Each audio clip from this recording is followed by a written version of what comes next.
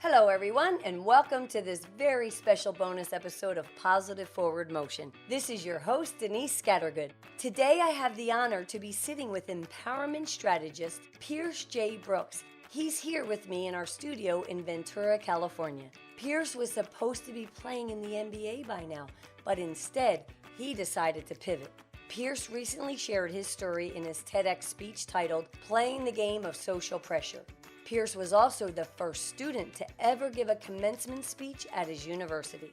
Listen in and hear how Pierce is helping others through his experiences of managing great loss and great recovery. It's no wonder that Pierce is a sought-after speaker and empowerment coach.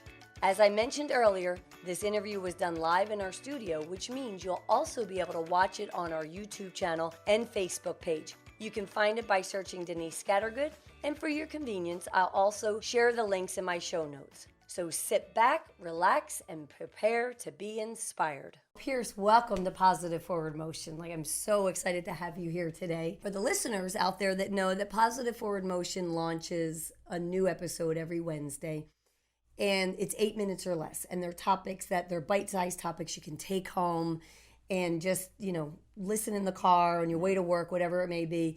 And we're not teaching you anything new or different. It's just something to remind you. And then I love taking at least once a month somebody who embodies positive forward motion like yourself. I try to. Right? Absolutely. And conduct an interview and learn more about you. And I know you're going to add value to the listeners today. So I'm so excited that you're here. So I know you just launched your new company. Yes.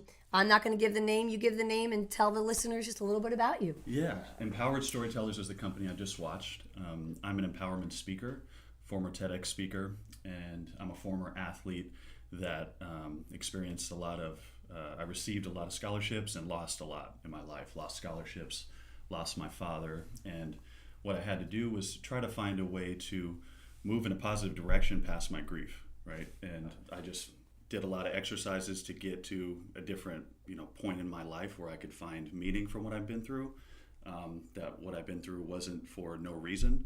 How can I really kind of pivot my life from the lessons that I took and turn it into something greater? And I found speaking, public speaking did that for me, and sharing my story. And so Empowered Storytellers is that, where I have a platform where I do public speaking events and private speaking events for companies, individuals, empowerment coaching, life coaching, things of that sort. Great. That's great. And you did your TEDx talk. I watched it back in February. It was recent. Yes. Right? Yeah. And the title was Playing the Game of Social Pressure. Right. How'd you come up with the title? Share a little bit about that. Yeah. How did I come up with the title? When I got the opportunity to speak at a TEDx, I was very excited. It was a huge goal of mine that I had for a long time. And my process of writing a speech, I take about 4 weeks to really just get everything out, put all my ideas on paper. And the reason I say storytellers is I really like to tell a story. I like it to be a closed loop, right? I'm putting out my experience playing basketball, what I went through, the lows. I talked about my father walking out. I talked about, just really feeling devastated playing basketball and how I was able to kind of get through that moment but still find value in that. So I looked at it as a game. I use that. I reference playing the game a lot in my life because I think it all is a game. And when I worked in the corporate world, and you're working with executives and working with teammates and everything, you're always playing a political game. There's some type of game to be played, and that's the value that I brought from basketball. Right. Well, and that's so fun because you say playing the game, and I think we are playing the game of life. Right? It's game doesn't have to be a negative connotation. Yes. Right? Even if you say, corporate and people play games and the whole bit. We are playing a game of life, and the key is to enjoy that game of life. So we'll talk about that a little bit, because listening and hearing you unfold your story, others may have looked at you and thought, oh, he's got it all. Look at him, and he's this basketball player and all of these things. But inside, you were feeling a lot different than what people may have been seeing on the outside. Right. And in playing basketball, what I noticed was that I wasn't actually playing the game. I wasn't focused on the competition. That was one of the biggest lessons I took away. So playing the game of social pressure, I came in playing basketball because that's what everyone else around me told me. I was the tallest kid. My father wanted me to play, teachers, professors, everyone around me, friends. You're going to the NBA. That's this agenda everybody put on me. And in the beginning, I was having fun playing the game, 8th grade, 9th grade. But then once the politics started to start, I was starting to get notoriety. Then this pressure came, and I was more focused on the stands than the competition. That's when I got out of the game, right? I was no longer playing to win. I was no longer playing for my teammates. Personal agendas started to start. All these agendas of, Pierce, you need to score 20 points a game. Then now I'm thinking, I need to score 20. It doesn't matter if I win or lose. I just need to score 20. Right. And that's not how the game should be played. Right. Focusing on the crowds, I wasn't mentally in it. And so that's what I had to take in my own life, that if we're playing the game, you have to be tuned in and in the zone of what's going on. So saying focusing on the crowd, what I'm taking away from that, just to clarify, is it's what everybody else thought of me. So if everybody put that level of pressure, 20 points, you have to this or you have to that, you were pleasing everyone else. Yes. But you weren't pleasing your soul, right, and what's important to you. Exactly. Okay. I wrote down something that you mentioned in one of your talks and some other interviews you've done, was finding meaning in madness. So here you are, and everyone's telling you you should be this great player, and you're living your life for others, and at the same time you have other things pulling at you that just aren't so pleasant. Right? Would you want to elaborate a little bit? Sure. One of the things that I experienced in my life was losing my father at a critical time when I was feeling devastated playing. And it happened right before. So we're in Ventura right now. Ventura College is where I went, but down the street. Whoa, shout out to Ventura. So out of high school, I went to the University of San Francisco, and I got a scholarship there. My coach was fired. New coach came in, and his name is Eddie Sutton, who just passed away. He was a legendary coach. And he finished the year. Then another coach came in, sat us all down, and said, we're not looking to get rid of anybody. So I went into the summer feeling confident that I would go back there for my sophomore year. 2 weeks before school starts, he calls me and says, hey, Pierce, we're not going to be renewing your scholarship for your sophomore year. I was devastated, and that was also the same week that my father committed suicide. Oh. And so a huge blow for me. I didn't really know how to process this. I didn't know where my life or career or what I was going through. I just felt really defeated. But I needed to play basketball to still get through my education. I still knew that. Oh, right, okay. And so my only option, because there was only 2 weeks left in school, middle August, most schools have already started or they've stopped their recruiting for players. And so I had to go to a junior college, and Ventura College has a really nice reputation for, good athletes coming out of here. And so this is where I came. Look at that, full circle all the way back here to share your story. Yeah. And for the listeners out there, okay, we can all kind of get stuck, for lack of a better word, I'll say the word stuck, where we feel what I'm doing isn't right. It feels uncomfortable, right? And so many times we could have that revelation or all of a sudden wake up. And we have choices at that moment. We can look back and say, oh, it was such a waste that I went through all of this. But you look at it differently, right? Because you talk about there's meaning. So you look at it and go, I went through all of this. If I went through it for nothing, then yes, it would be for nothing. Exactly. But you went through this pain and this angst for something better. So elaborate. Right. So my mom's side of the family, they're very spiritual based. And the stuff that they would instill in me was, Pierce, you're here for a reason. Pierce, you have purpose. You're going to do great things. And that's also the other side of the coin, from people telling you that you can accomplish something great.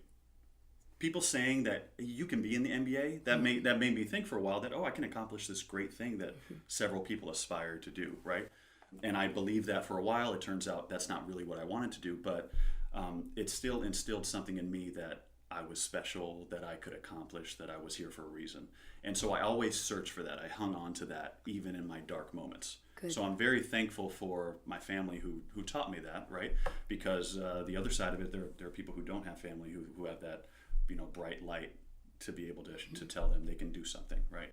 So that's really the seed that was planted, where I was always able to look at it. And it was a long road, where even after Ventura College, I got a scholarship to the University of New Orleans. BP oil spill happened that summer, and they were defunded from a Division I to a Division III, so I couldn't get a scholarship there.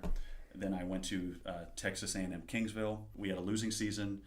The coach ended up telling me after the season, we're not going to be having you back for your senior year, so I lost another scholarship, and I found this college in North Dakota, Dickinson State. At that point, They accepted me in. I found a community. I didn't feel like a disposable basketball player anymore. They just took me as a person. And that is where I became the first ever commencement speaker for my class.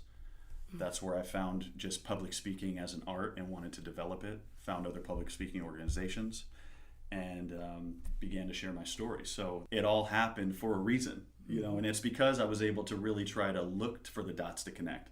Now, for a while, I didn't see it for 5, 6, 7 years, and that was okay. But I think what was important was that I kept on searching for it. Well, and that is in true positive forward motion, right? So we go through things in our lives and you have choices of how you want to handle it. And also, I'm going to give you a little credit in the sense that we talk about our perception in families, right? So you had a side of your family that was positive and spiritual and the whole bit. And then your dad, obviously, if he committed suicide, there were struggles and maybe mental illness. And I have that in my family. My brother, was diagnosed at 17 and he's 60 now. So imagine 43 years ago what they thought about mental illness then and how it was. And there's so much more awareness now, which is, it's so nice. But what I'm getting at is the fact that give yourself the credit that you didn't hang on just to one side of what you learned with your family, and now everybody is telling you you're going to be this great basketball player, you're going to be all of this and all of that, that you went, but I have this side. I have this side of my family that is spiritual based, and I'm going to hang on to this to help me keep moving forward. Because there are people out there that might have both sides, but they don't see it, because sometimes that dark can become so overwhelming and so dark that it's hard for us to lift our heads and be able to reach out and connect those dots and see where we can go. Where I really try to, what helps me personally is to understand that and have gratitude for that. I do, I have heard, give yourself some credit, and I'm trying to, I view sometimes credit tied to ego, and it may not be, but that's how I look at it. And so that a lot of times it doesn't help me with that mindset. For me, it's more conducive to just say, be thankful, have gratitude that you have this side. A lot of people don't. You're lucky. Right. Several families have it, several people have it, and some people don't. We have to try to find those inspirations. Now, because I had it with my family, I wanted to look for more of it. What else can I find out there? Because I was always this curious kid. YouTube videos, found Eckhart Tolle with Power of Now. Just so I would search a lot of videos, a lot of things about inspiration. I found inspiration in music. So I kind of created different points of light in my life to look to when I felt down. I'm very thankful that I was able to kind of identify that with my family and want to take it a step further to find where else I could see it. Right. Well, and I love the humbleness there as well. And the synergy is amazing for me growing up. My mom, the most positive person in the world, same thing. You can do it, go for it, don't ever give up. My dad's side was, different, grew up through the Depression, different outlook, different things. And I believe I've felt the same way, that I saw the lights, and I always wanted to reach more for that, because this negative side and this dark side, it just didn't feel good. But I'm also thankful for those experiences, because my dad was tough, right? Raised through the Depression, Ukrainian immigrants. I mean, I was his little girl, but he was a tough cookie. Right. And where my mom would be more the positive and try to help things along in a different way. But I'm very thankful for both of those experiences. Yes. So share with me, when you say you find that gratitude, how both of those experiences maybe helped you and how others can learn. Right. So my father was, it was really rough sometimes to be around him. Now, on one hand, he was my hero. I was a daddy's boy, and I idolized him. I was always, like I said, this curious kid, so I would look to him to see what he did, and he's what they call, there's this book called How We Love, which talks about how people love different ways, right? They're avoiders, pleasers. He's a vacillator, and in a lot of ways I've turned out to be like him, which I'm working on. Vacillators give you attention, then they retract. What you learn to do is read them really closely to figure out, okay, how am I supposed to behave now? A lot of times it's performance-based. And so that, it did start at an early age, but then when basketball started, that's when, if I'm not performing well, he's not going to be there. And if I had bad games, he'd walk out, and I'd say, why is I'm looking at all these other kids. These kids aren't, you know, they're playing worse. Their parents are still cheering. Why is my dad leaving? And then he wouldn't talk to me for a few days, and he put me on timeout. You know, I'm not going to talk to you for 2 weeks. You know, he'd do things like that, and he'd write letters and say, you know, in all caps, Pierce, you're never going to be this. There's this other player who was, people would compare me to at the time, who was in LA. You're never going to be him. I don't know what you're going to be. You're not going to play in the NBA. All these things, and it was devastating because again, here he was my hero, but he's doing this. So I had to confide in my mother even more for some type of light, but it still hurt. So then I had to learn to try to not need him, and not want him to come to the games, and not, you know, I just had to learn to kind of live without him. And the last 2 years of his life, we didn't speak. And he committed suicide, didn't leave me a note, didn't leave anything. And so I had to just do a lot of internal work to find closure. I'm not sure if I answered your question. But You did. You did. And I'm curious to know, how are you doing with that now? How long has it been? He passed in 2008. Okay. I'm much better. And I haven't actually talked about this, but, you know, my mom, like I said, she's spiritual based. I grew up in a family that my nana was a cook for priests for 30 years, and so at a large, a large Catholic church in Diamond Bar. So she's cooked for, priests, bishops, cardinals. I mean everybody, and she's got a reputation for being a great cook. So, and she's raised her family to be, you know, devout Catholic.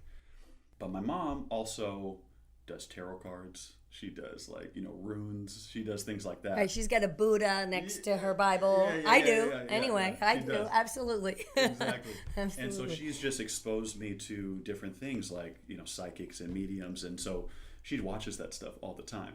And she's like, you know, you should think about seeing a medium. And at first I was like, I don't know.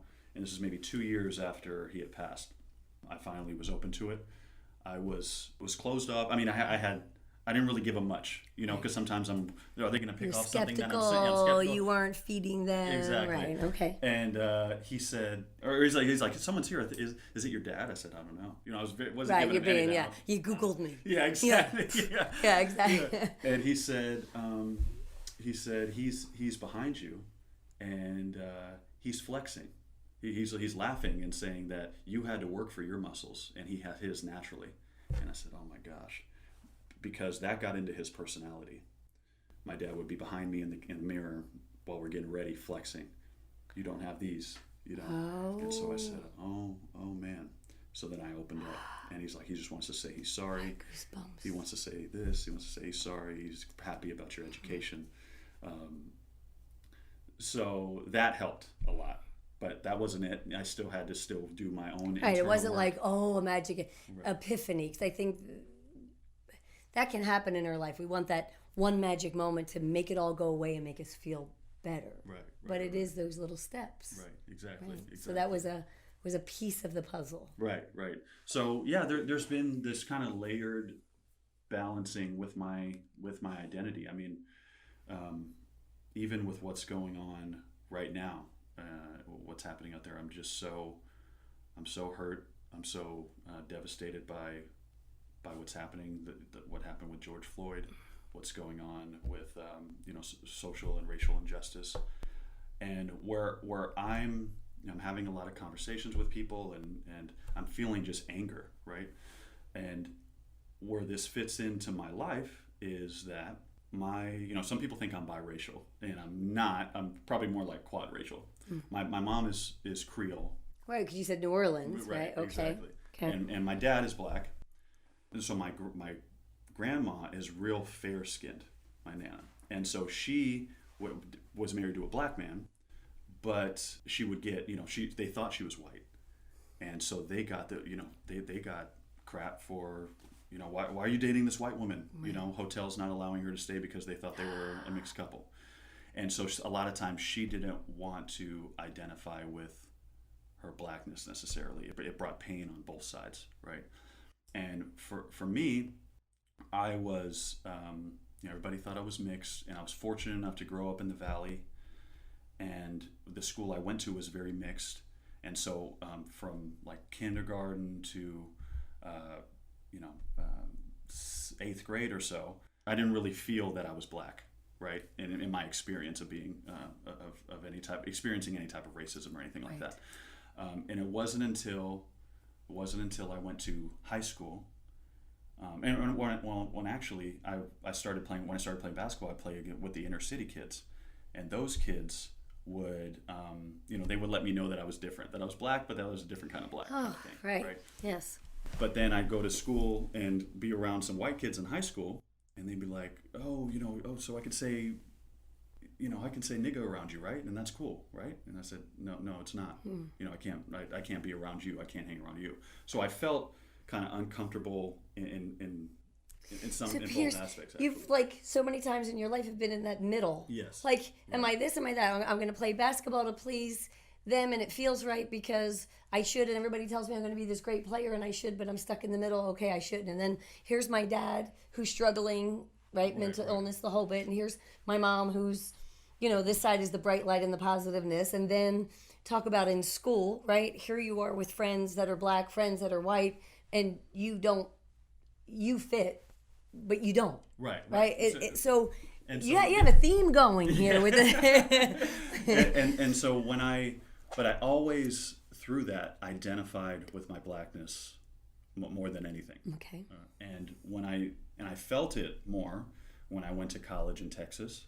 I experienced racism, and I experienced, even before that, I went to a basketball tournament in Virginia, and I went to this, we with my family, we went to this Catholic church, and there's a part, I don't know if you're Catholic, but there's a part where they do peace be with you, right? Yes, Everybody yes. kind of, And they peace used be to with you, shake right, hands, right? Right. Now it's the way. This was like my favorite part of church, actually, Yeah, because right. everybody would be like, oh, Mom, she's going to go. Because you can either do it with the front and the back pew or people are next to you, or you could be the person that goes up and down and peace be with you to everybody. Yes. That was me. Yeah, So anyway, yeah. go ahead. So I love people. And so when it came time for the peace be with you part, you know, we walked in and felt that we weren't welcome, and then everybody else shaking people's hand, no one shook ours. That's probably one of the first times I felt it. Then going to Texas. And this is, how old are you? At this point, I'm probably actually 13. So how many years ago is this? We're going to find out how old he is today. It's my birthday today anyways. We're going to find out how old. No, how? Yeah, I'm 31. 31. So, Okay. yeah. So, but that's... Yeah. So then I went to Texas and then experienced it with cops, with being pulled over with some... Well, this is more in North Dakota. Being pulled over with white friends, them asking them, you know, how do you know him? You know, you fit a description of someone we're looking for. I mean, that's those kind of things would happen time and time again in other states. But my father was a bodyguard and security guard, right? So because of that, there were a lot of positive cops in my life when I was young. So I've seen the good side of it. Mm-hmm. I've also seen the bad. And so because of that, I don't blanketly judge the badge. Mm-hmm. I see that underneath here are people, and it's more than a few bad apples.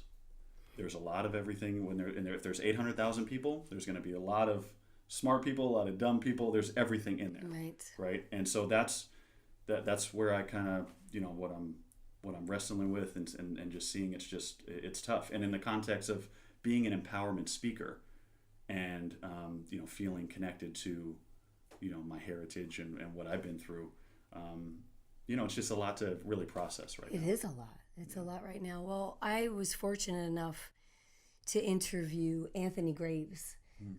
He was a guest on our podcast, and your story, it's bringing tears in my eyes. Anthony, Texas, wrongfully incarcerated and on death row for 18 and a half years. 18. He wrote a book called Infinite Hope, right? But that same thing, like when they took him in, it was a joke. It was like, I'm going to be out tomorrow. Right. And then the next day and the next day, 18 and a half years. Why I bring that up is how you're sharing that not everybody is bad. And when I first met Anthony, we sat down to interview, and he has such a bright light and such a spirit. You're going to want him to be in your empowerment stories. 100%. I'll connect the two of you because you're definitely, with him, he's wonderful. And so I said, Anthony, you have every right to be bitter and angry and resentful and the whole bit. Same for you in the sense with your dad. Like, how could you leave him? You committed suicide, right? You could take that and turn it into, or you could turn it into as personal power or something good, or finding meaning in the madness. Right. But when I said to Anthony, you have every right to feel a certain way, and then I said, so tell me about yourself. And he went, before I go on, let's back up. He goes, I need to reflect on what you just shared. He goes, I have no right to be angry or bitter. He goes, because if I did, all that I went through was for nothing. And it wasn't for nothing. And that is, and he has a whole foundation to help, because there was no resources for him when he was wrongfully incarcerated. And I mean, 138th, he is fully, what's the word? Exonerated. Yes, thank you. But that ties into, we're in prison. He was in prison on death row. How many of us imprison ourselves because of the way others may treat us, because of what my dad did or said or what happened, or because I feel imprisoned because social pressures, influence.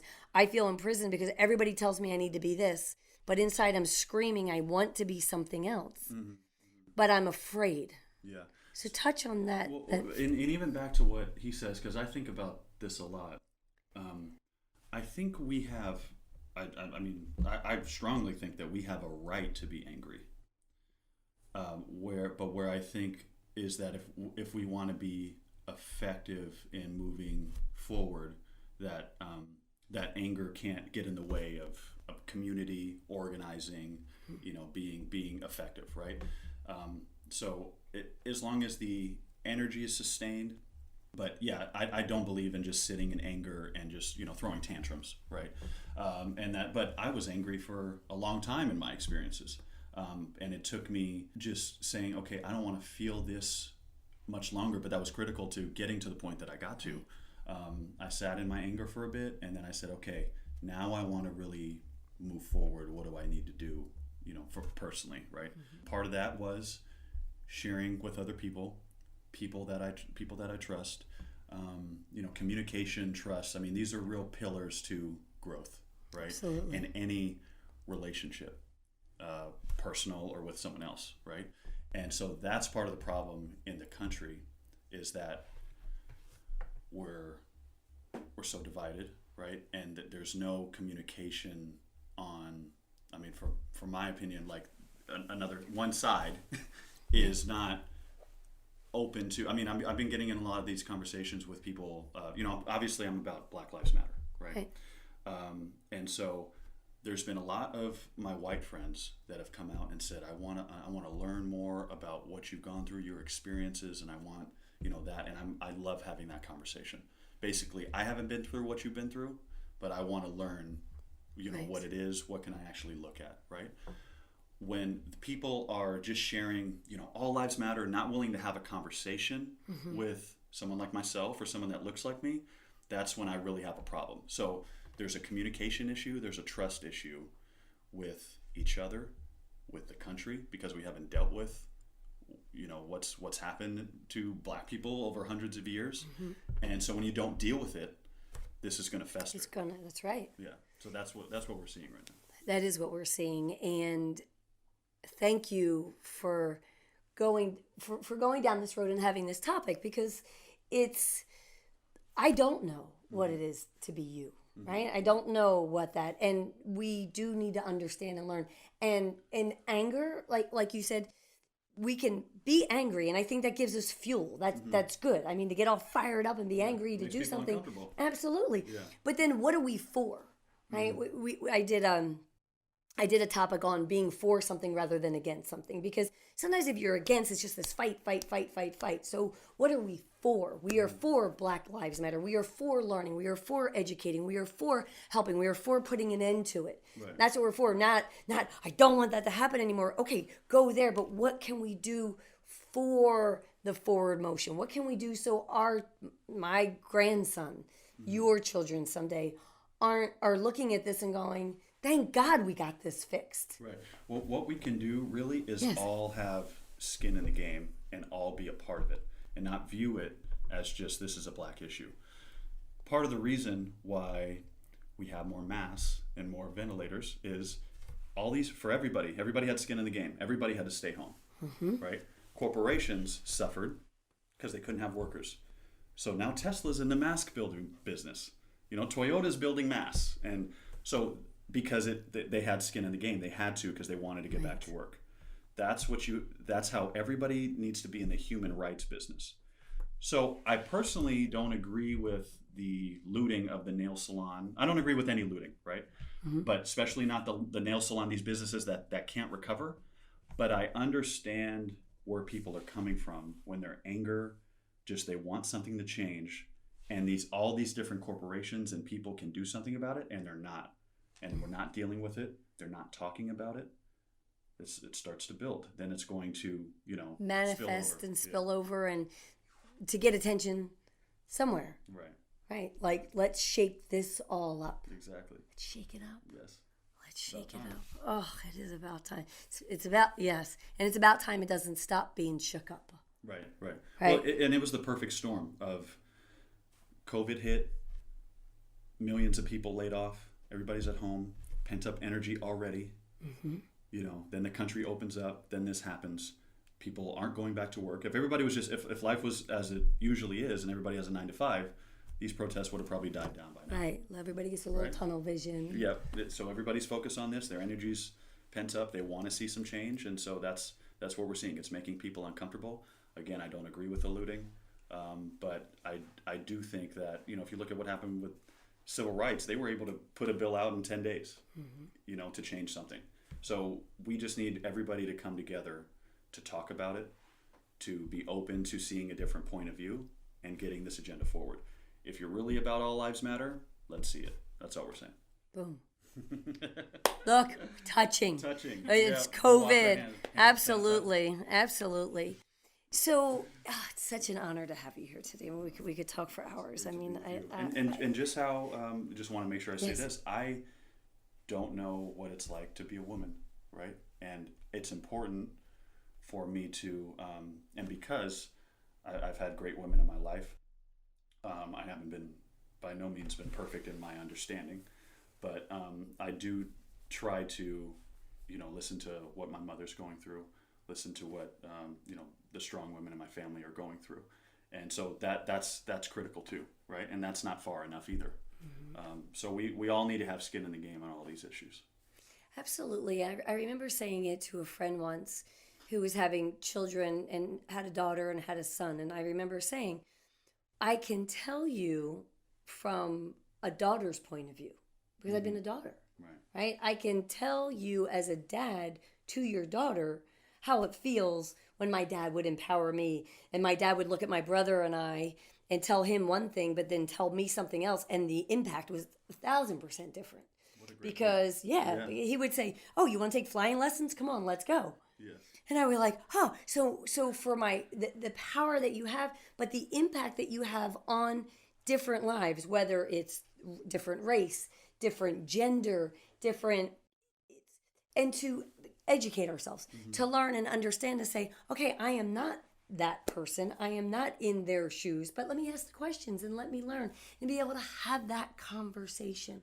This is how I feel. This is how it makes me feel. And to say, have empathy and compassion and understanding. And are we perfect? No. Right. What I really love about what you're saying is that's what's happening in this country. It's like the relationship between siblings. When one parent treats one child differently than the other. That's how Black people feel. Right. We are siblings in this. America is the parent, and it's been making us do all the chores, making us sleep outside, while our brother is in there. That's what it's felt like. Right. No more. Right. No more of that. No more of that. No more of that. Absolutely not. So one of the things that you share is when we take control. So when, here you are, this basketball player, and you're doing all these things and you're serving everybody else while you're going through all this craziness in between, right? And there was a point which you call, I won't say it. What do you call it? It's the pivot, right? And which is a basketball term, and the pivot and the whole bit, and I love it so you talk about that pivot when you took control of your life, when you said, no more, this is my life, and I need to do what makes me feel good. Yes. Okay? Yes. Was there a magic moment, or just elaborate a little bit more on that? Yeah, it was just so many years of going through, of feeling and going through something that I no longer wanted to feel and go through. I knew I didn't have passion or want to continue down this road of a career in basketball, but again, I had to finish my education. And so that moment came when it was my last game of my senior year of college. I was still getting opportunities from overseas teams, teams in Germany, teams in Australia that wanted me to play and get paid for it. After I sat back and I heard the buzzer in my last game and I was on the team bus, I knew, and I called my mom and said, "Mom, this is it. This is over. I'm done with this." And what she said was I knew this was coming, and I'm glad. Go have fun now. She had known what I've been going through. So yeah, I had to pivot, and my pivot was, I think, part of what people need to really kind of keep in mind is to have compassion for yourself. That just because you need to pivot or are going to pivot, that doesn't mean the next move you make is going to be the right one. It takes a few moves sometimes, right. Especially when you're so out of tune with your own voice. I was just listening to everybody else, so I don't know what I like. Right. I have to try some things. But the buzzer, I love that. Yeah. Boom, there goes the buzzer in your life. The buzzer, yes. Okay, I got to make a change. Right. Okay, shit, we're allowed to curse. We can, whatever, sorry. Shit, right? But this is my life. The buzzer just went off, and I'm going, it's scary. Mm-hmm. It's very scary, especially you're young. You've been told you need to do certain things, and I'm saying you're young. I mean, it can happen to all of us at whatever age you're at. I really want to know, because I've always been the young kid in my life. I've always been, you're young. I'm wondering, what point does it change? Right. Because I'm 31 now. Yeah, yes. Right. Am I still going to be hearing that? And I'm okay with it, but I've always, for all my life, it's been, you're young. You're young, right. Yeah, it's just funny. Sorry. And it gets scarier the longer you go. So for learning these lessons, like here's the buzzer in your life, you're uncomfortable, you're making a change. Yeah. Okay. Your change is such a positive forward motion change to reach out and help others through storytelling. Yes. It's why I started my Positive Forward Motion podcast, is because I've always found that other people's stories, whether it was stories of overcoming things, whether it was stories of trials and tribulation or stories of success, I've always sat back and went, how do you not listen to somebody else's story and learn from it? Right. Because I was never that kid that went, oh, I'm just going to be different. I was like, oh, I want to learn more. How did they get there? What did they do? So stories absolutely resonate. Yes. But here you are, and you're going down the storyteller path. Mm-hmm. Well, 20 years from now or 10 years from now, whatever it may be, your buzzer may go off again. Mm. It may. It may. Right? Yeah. And if it does and it goes off again, for anybody out there listening and knowing, it's your buzzer. It's your life. I mean, do you want the buzzer to hit? They're lowering the casket and then you go, it's too late. I should have done something. Right? To do it now. And I wonder, because telling stories and helping people be empowered and be better, right? Mm-hmm. When you have that self-confidence and you feel good about yourself, you see things differently. We can go out in the world and we feel that we can make a difference and that we can help others. Yeah. Right? So if you're angry with yourself and you don't like yourself, I mean, let's just back up a little bit. I don't know your dad, but I do understand mental illness because I grew up with it and have it in my family. And so many times other people in the family can be like, why are you projecting that to me? And just the other day, my brother was going through a very difficult time. He's 60, but he's been dealing with it, as I mentioned, since he was very young. And my mom was like, I'm so sorry. And I said, I don't take it personally anymore. I from him, I don't, because I know it's his struggle. Right. And when he's feeling good about himself, how he can be so helpful to everyone else. Mm-hmm. And I feel sad that he's going through that. So my hope and my wish is to help him find his truth and okay, be afraid to make change, because guess what, it's scary. Right? It had to be scary for you, but to pivot, and I love what you said, pivot and go, and you might go and hit that wall and go, oh, that wasn't right, but again. Pivot again, and pivot again, because each time you're gathering good. Yes, each time you're gathering good, but what I also say with the pivot is you want to have intention and you still want to go for it. You don't want to be timid in your go for it, right? Then you don't grab all the juice you can get from that experience, right? You got to give it your all. Okay, you hit that roadblock. Do I want to jump over this or turn from it? This doesn't really feel like me. Right. I need to pivot again. Right. That's really how I... If you're going to give it everything you got. Come on, that's a song. Donovan Frankenreiter, I think it is, right? Anyway, but it's true.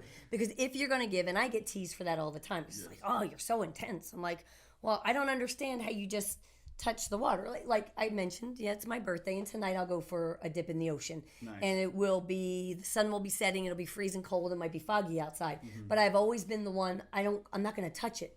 I run all the way in. Right. Right? Yeah. Because you're not going to go in if you don't run all the way in. So I love what you're saying, because if you hit that wall and the things that you learn when you pivot and went for it, whether it's good or bad, if you go in timidly, you're going to come out with less then. So your lesson's going to be less. And that might be, you're on to something. Because that might be when people, you're like, oh, you have friends or people, something. You're like, how many times you're going to keep making that same mistake? Yes. Maybe because every time they made it, it was a timid mistake. They didn't go in balls to the wall, really get that, oh, shit, and then take that lesson. And then their little red flags don't go up the next time that's happening. Right. Is that what you're saying? Yes. And Good. I love this. that's what I felt even, in playing basketball. Well, I have a saying with my friends, or one of my good buddies. He says, "Leave it all leave it all at the tank." Right. Mm-hmm. Leave nothing behind. You want to be on your deathbed on empty. Empty, sliding in sideways, baby. Yeah. I love it. I love it. Exactly. And so, if I don't have any regret for my basketball experience, but if I could take anything, if I was forced to go back, I would try to leave it all out in the tank. I didn't, because it was a mental hurdle that I just could not get over, because I didn't try to get over it the right way. And I can look back on that and see that. For example, it was a mental thing for me. Why I had performance anxiety. I could play really well during practice, but in the game, once the crowd was there and the referee's there, I had issues. Because, my dad's there, is he going to be there? I'm looking around, is dad here? I was just always focused on this. And so I couldn't get lost in the competition. Combine that with people telling me, you need to score 20. It doesn't matter if you win or lose. You just need to be all about yourself. All those things about the game I didn't like, So when I look back and I think, why was it a failure to me? Why did I fail? Why was it so horrible to play each and every game? Okay, it wasn't their fault. Other players had the same circumstances and they were able to ball out. What was it about me? And then so what did I try to do to get through those moments? I tried to be hypnotized. I tried meditating. All these things would have been helpful as a supplement to the work on the court.